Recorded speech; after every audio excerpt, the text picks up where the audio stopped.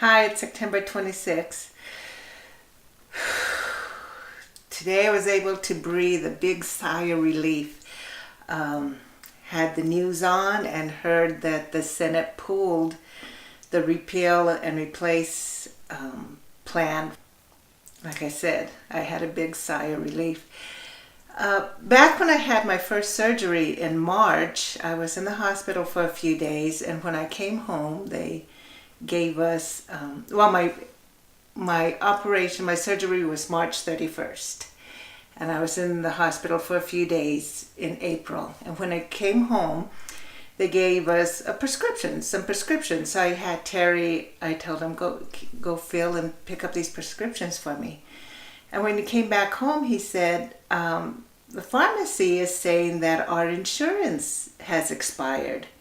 And I was like, what? That's ridiculous. I said, I'll call the insurance tomorrow or something. And the next day I called and they told me, they said, yes, your insurance expired on March 31st. And I was totally just taken back because it was like, what do you mean? I mean, I had surgery on the 31st and I was in the hospital and they said, well, you need to come in and we need to figure this out. So I was like, well, you got to give me a couple of days. So it was kind of panic mode there. And then when I went in, they said, yes, and it's expired and here's all the stuff you need to bring in. And so for two and a half weeks after I got out of surgery, I had no insurance, or the family didn't have insurance.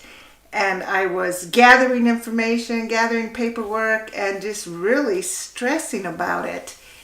And finally went in, took all the information in, and they were saying, oh, well, everything's here and whatnot. And it was a clerical error, and yes, you're reinstated.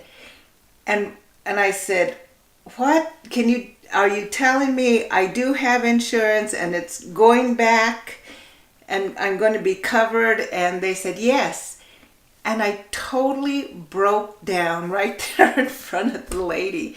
The pent up stress I had to release it. And so come back to today, because now that I've had cancer, gone through chemo, I have now been labeled pre-existing.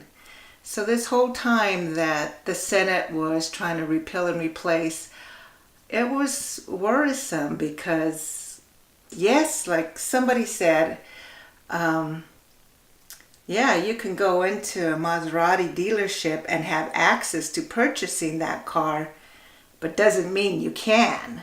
And that's just the same way.